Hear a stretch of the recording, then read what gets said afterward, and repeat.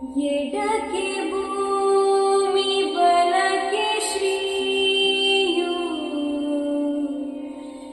ಎದುರಿನಲ್ಲಿ ದುರ್ಗಾದೇವಿ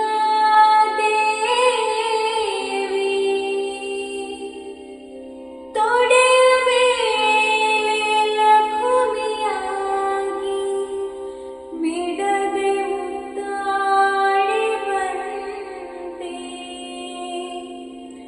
ಮರುಳು ಮಾಡಿಕೊಂಡೆ ಎಲ್ಲಿ ಮಾಯಾದೇವಿ ಮರುಳು ಮಾಡಿಕೊಂಡೆ ಮಾಯಾದೇವಿ